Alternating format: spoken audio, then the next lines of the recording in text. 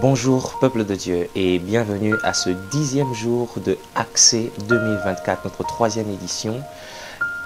2 semaines de jeûne et prière. Et pour cette édition, nous partageons sur le livre de Romains 8, le verset 32. Lui qui n'a point épargné son propre fils, mais qui l'a livré pour nous tous, comment ne nous donnera-t-il pas aussi toutes choses avec lui?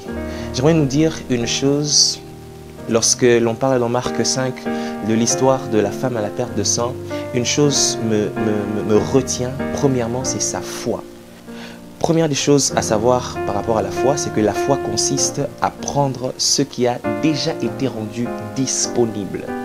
Deuxièmement, la foi a la capacité d'entrer dans le dépôt de Dieu et de prendre les éléments pour votre bien-être. Troisièmement, la foi change le temps inconvenable en un temps favorable. Mais la deuxième des choses à part la foi, c'est que cette femme a bravé la foule. Elle n'a pas tenu compte de qui lui empêcherait de voir la foule.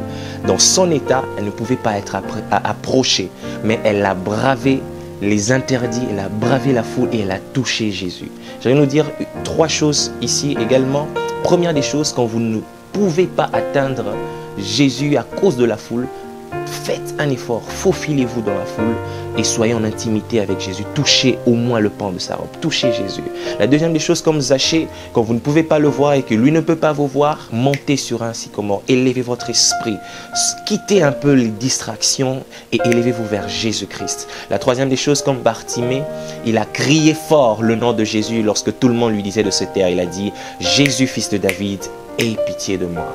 Ces 2 choses sont importantes, la foi, mais aussi braver la foule qui vous entoure. Nous allons prier. Père, je te prie et je te confie ce peuple qui est là encore aujourd'hui en ce 10e jour. S'il te plaît, raffermis la foi de quelqu'un qui peut-être se découragerait à cause de la foule, de la distraction, des choses qui l'empêchent d'entrer en contact avec toi. Deuxièmement, Père, s'il te plaît, donne à quelqu'un suffisamment de force de braver la foule, de braver toutes circonstances compliquées, de s'élever vers toi et d'être en intimité avec toi, dans le nom de Jésus-Christ. Et je crois que quelqu'un accédera à toutes les choses que tu lui as promises. Au nom de Jésus, j'ai prié. Amen.